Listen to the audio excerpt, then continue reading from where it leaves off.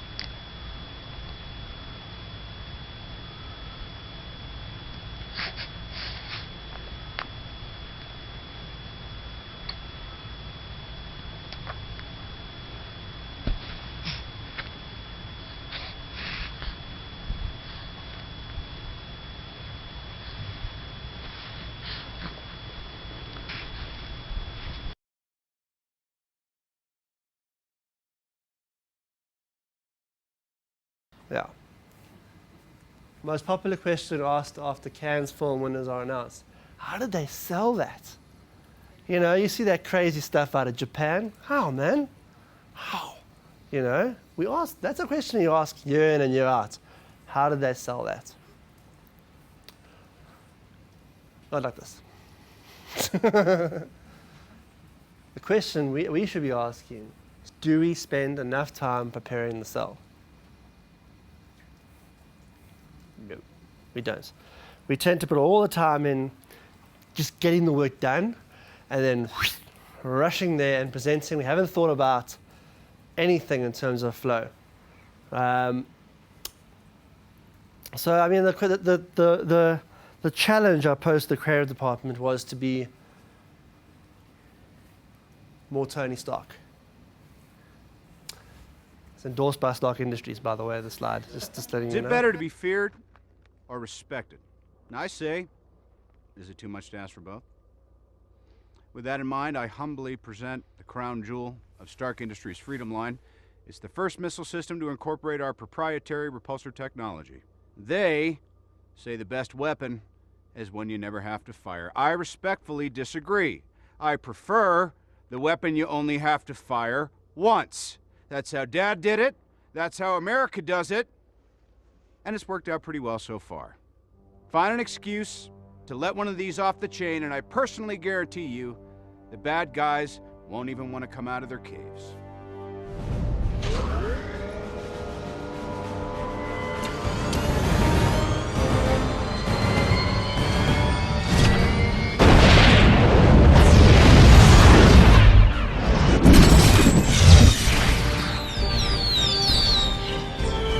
For your consideration, the Jericho.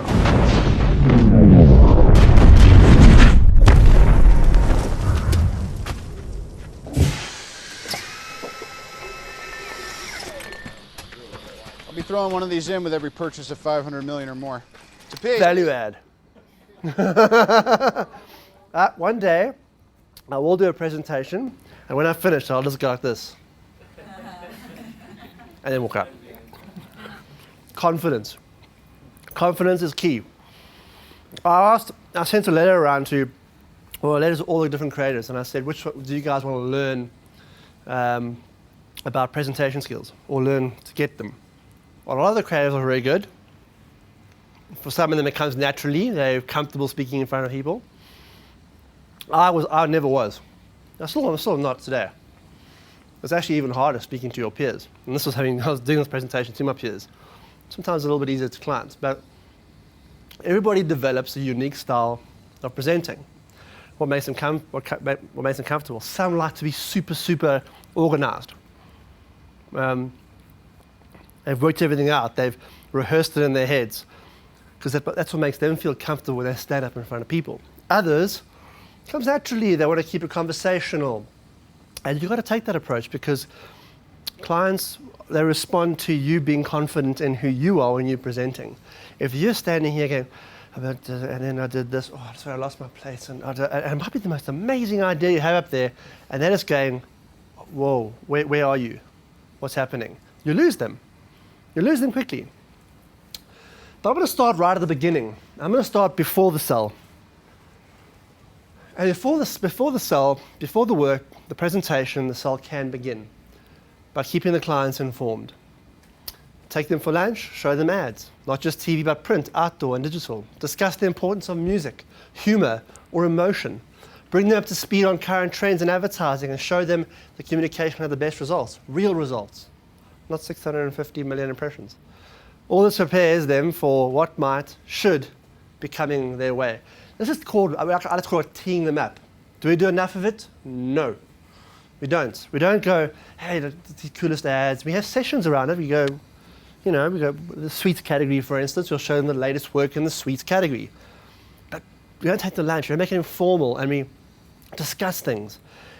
Knowing that in 2 weeks' time, we're going to be hitting them with something completely different, you've got their mind thinking about where you might be going. You've already teed up the journey. So I'm going to go and show you 5 key ways to sell. Iconic work. Number 1, believe in what you're selling. If you're going into a presentation and you feel it's not the best, you haven't given it your best, we could do better, you're dead. Dead. They'll see it, they'll smell it, they'll know that you don't believe in it. Why should they? Why should the clients believe in it? If you believe in the idea and the way you want it executed, fight for it. But you can only fight for an idea if it's on strategy, if it speaks to the target audience, and if it answers the brief. This is my favorite, and it's often an excuse. Disruption isn't an excuse to ignore the aforementioned. It's a tool to tackle the conventions of sameness in the particular category. You get this, but it's disruptive, it's out there, it's crazy. But is it speaking to the right target audience? No. Is it on the strategy? No, you've completely moved away from it. And does it answer the brief? Not necessarily. You can still do all those 3 things and be disruptive. In fact, you're probably going to be more so, because you're going to be right. It's going to be more effective in the end. But we often use this word in the wrong ways, and we misinterpret it. It's not an excuse to ignore the aforementioned. It is the most important thing in trying to sell iconic work. It's just moving away from the convention. The market usually does this. We went into this. Still speaking to the same people, still on brief. And also help the client understand your vision. Help them understand it. I mean, we often get very close to the work we've done, because we've lived with it for 3 weeks, and we're getting, we love what we're doing. As I said, creators love what they're doing, maybe too much sometimes. And then we're just going to go and whack it out there. They haven't been exposed. You're hitting them cold. You've got to take them on a journey. It's got to be meticulous, like you're presenting to someone, once again, who's never seen the work. Never. So we get too close to it, it's all fantastic in our heads, and if it's not properly interpreted in a presentation that somebody can actually take and read and get it, you're going to be in a bit of a pickle. Who of you love presentations? Yeah, no one. Who wants to improve their presentation skills? I think you better speak to your HR manager to get those people in there. We're doing the same. We're looking for the right people to come and teach us how to present better. Who of you think my presentation skills suck? Yeah. He said yes, yeah.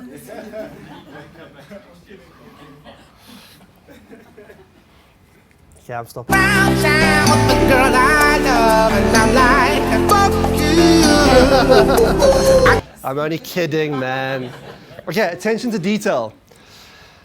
Stand a bank of hold me over the coals here sometimes. Different clients have different needs. They also need they also have different challenges. How do we accommodate them and tailor the presentation experience for them? Clients are different. Clients are you know, and we get to know our clients. We get to know them on a personal level. We can tailor our presentations just for them. But it takes it's taking the time and actually the care to get that information.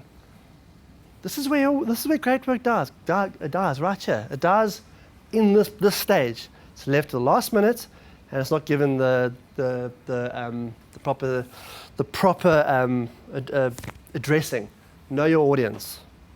Presentations to the bank are different. I know this. If I'm presenting a corporate investment banking piece of communication versus I am presenting an idea selling a washing powder. There's really a huge difference. There might be more humor into it. Here you're bringing in corporate smarts. What do you add to the presentation to make it more interesting? Attention to detail. Oh yeah, spelling. Corporate entities, addressing key considerations. You'll see in a lot of briefs, key considerations that clients want you to look at. You make a mistake here and the client stops focusing on your brilliant idea and focuses more on what you haven't done. This is key. You don't want them going, they can't even spell, or, it's like, geez, they're using the wrong logo. Because here's this great print ad, and you've got the wrong logo. What the client's thinking about the whole time is the wrong logo and not your awesome headline. So it takes time. Get a copy checked. Make sure it's the right logo. Be pedantic about your work. The best art directors and copywriters I've ever worked with are the most anal retentive people in the world. It's not a bad thing in this world. They want to get things perfect. They're perfectionists. You got to perfect everything in the process. Big thing on the bank, particularly, we do a lot of 360s. So yes, we get to a point where we've cracked the big idea and we've got a few executions. Now we're going to 360 it, and we're briefing partner agencies, so the digital specialists, the PR specialists, the media agencies working on the media in the background. You've got all these different moving parts. And then it's left to the day before for all of it to come together, and you hope that everyone's on par. Big presentations can fall flat because the time was not taken to rehearse, particularly when there are multiple people or companies presenting. There needs to be an easy-to-follow flow to the presentation. You want to be pulling those partner agencies in 2 or 3 times at least a week or week and a half before you present. You want that presentation to flow. Because if you've got lots of elements, and you've got an audience for 2 hours, and it's all disparate, it's all over the place, you'll lose them. You'll lose them. It happened recently on a campaign.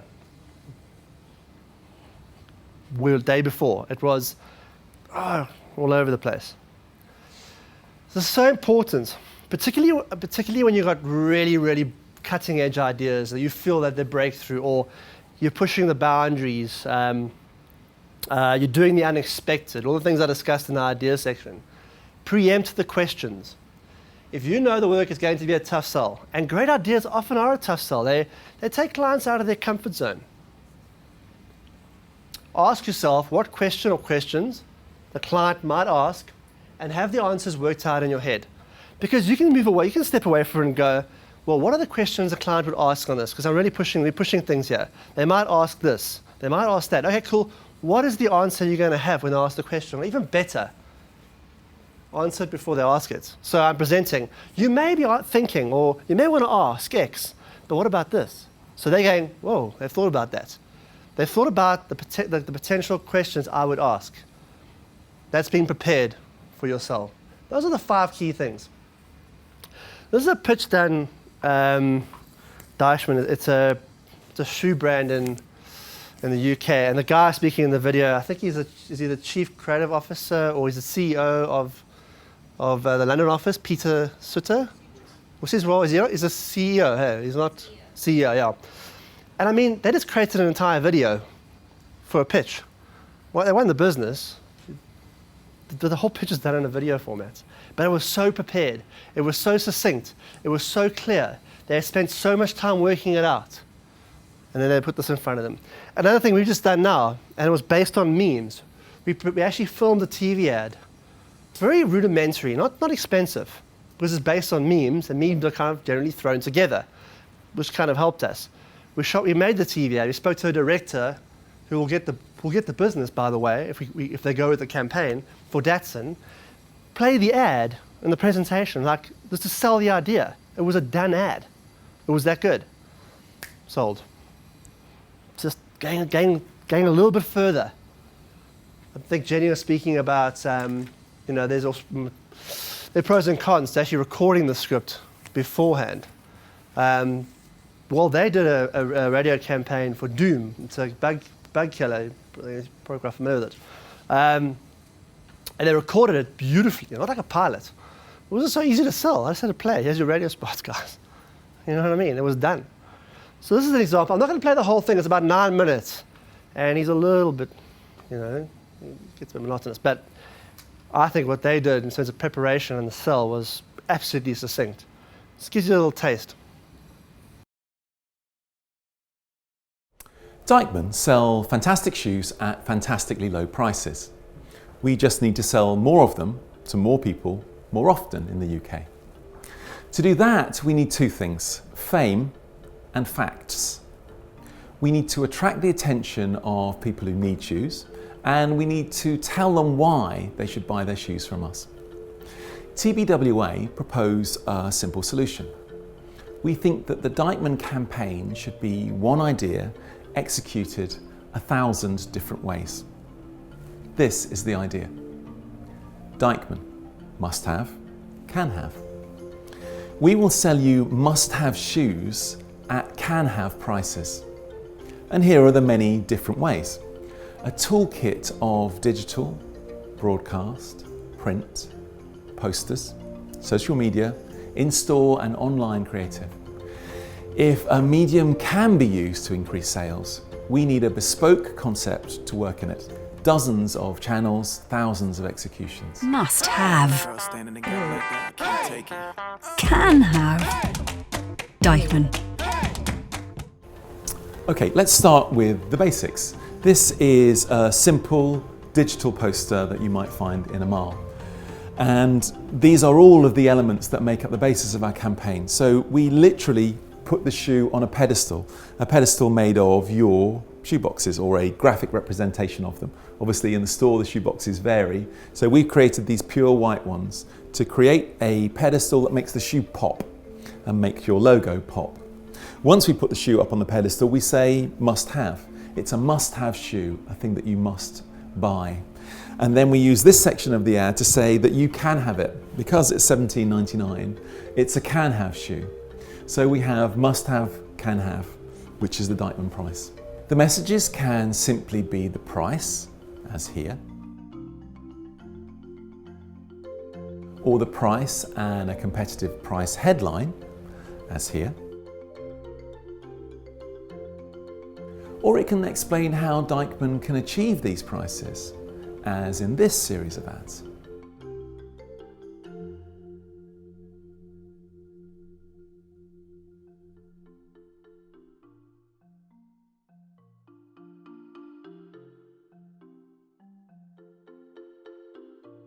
Then the look can explode out into digital, broadcast, print, social media, as these executions show. Our prices only come in one size. Small. Deichmann. Must have, can have. Our shoes can make you feel sexy, gorgeous, feminine, and incredibly sensible. Deichmann. Must have, can have. Every message carries the same DNA. The must-have shot of the shoes, the white box pedestal, the Deichmann voice, the way all Deichmann communications are art-directed and written with ruthless consistency. Every pound you spend is connected to the last pound that you spent, whatever the media channel. Everything between your brand and the consumer is essentially an ad. We aim to take every single opportunity to increase sales. It could even carry right through to your staff communications, as here.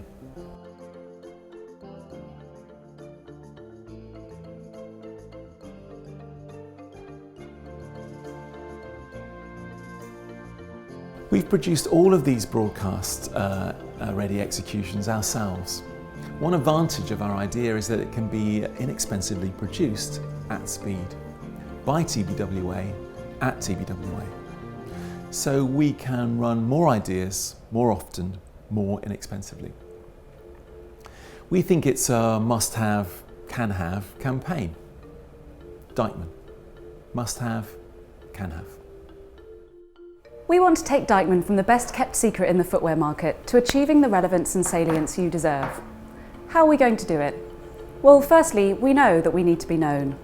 But we can't just be known, we also need to increase the number of people who go into Deichmann to buy shoes. To do this, we have to understand our audience. We have to go from something and nothing for everyone to identifying and growing our most valuable segment. This means ensuring that we have the relevant messaging across user versus non-user, and across different ages, and across different stages of their journey, from researching to the store experience itself, and even to the product experience. Ultimately, all of this insight ensures that the pounds you spend in all of your communication all add up and work hard to deliver commercial gain. So how are we going to deliver this for you? Well, we want to celebrate the Deichmann difference. We want to lift the lid on Deichmann and celebrate what you sell and how you sell by explaining why Deichmann is the way that it is. We know the product you sell, shoes, glorious shoes, are much more than just inanimate objects. They're a rite of passage, an ultimate expression of personality.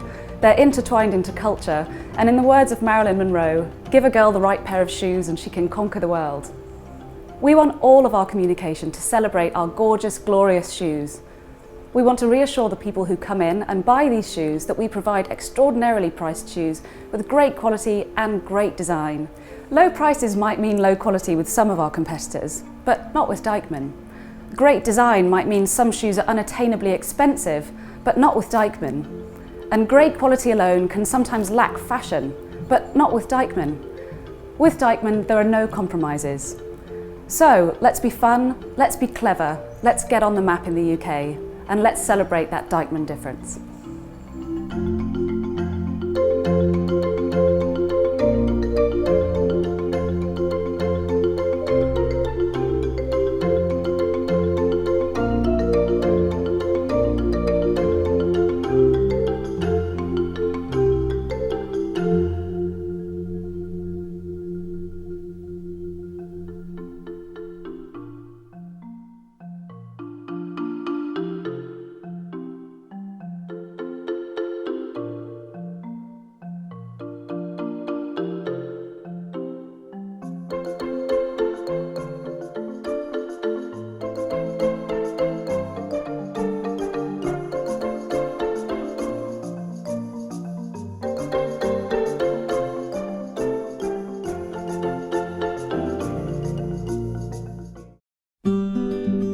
Our prices only come in one size. Small. Deichmann. Must have, can have. Our shoes can make you feel sexy, gorgeous, feminine, and incredibly sensible. Deichmann. Must have, can have. I miss all of y'all. Must have, Girls standing together like that, I can't take it. can have. Deichmann.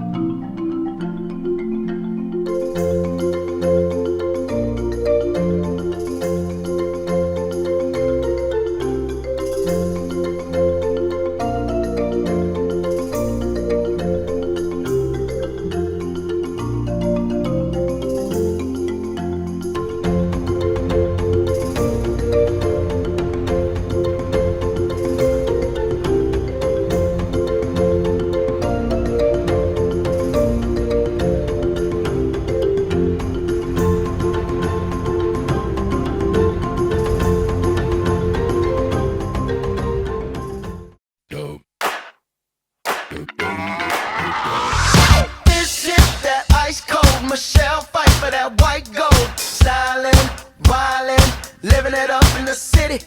Got Chuck's on with Saint Laurent. Gotta kiss myself, I'm so pretty. Break it down. Girls hit you, hallelujah. Girls hit you, hallelujah. Cause Uptown Funk gon' give it to you. Saturday night and we in the spot.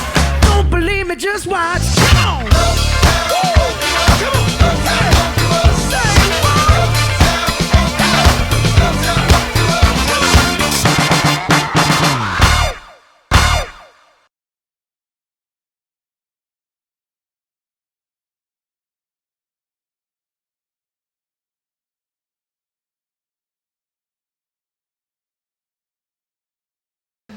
So the big important part about selling first time is obviously it's efficiency, and you don't want to be working on 3 things at once because you're then being inefficient. You want to try and sell things first time. I promise you, we deal with it also a lot. We've got teams working on 3 things. They're not particularly happy when they're working on 3 things, like the baby I showed you. I think so. It's very, very important that we spend time, and I even mentioned that. And I still got to present this to our account management guys, and I'm going to present to traffic as well, about building that time in as part of the process, not just strategy time, big creative time, and then presentation. Build in sell time. Put it in as part of the process, because if we don't do it, if we do it, more first-time sales, much more efficient as an agency. We can spend more time crafting our work and meet deadlines. But in saying all of that, there is no blueprint for disruption, because you are challenging conventions. You are going into the unknown. So you'll go, I don't know how we're going to make that, because you never made it before. Because you actually want to be in that situation where you're going, this is completely new, never been done. So there has to be time for investigation, time for doing a demo or what it might be, or doing a bit of research. So disruption can never be an exact process. But then also you've got to let the client know that I'm presenting something to you that we haven't yet researched, or we have time to do some of that research beforehand and give that input. It can be done. And we've already started the process of talking to people who can make it, or build it, or film it. So, to end, I just needed to end with a bang, and then do this. Thank you. Cool.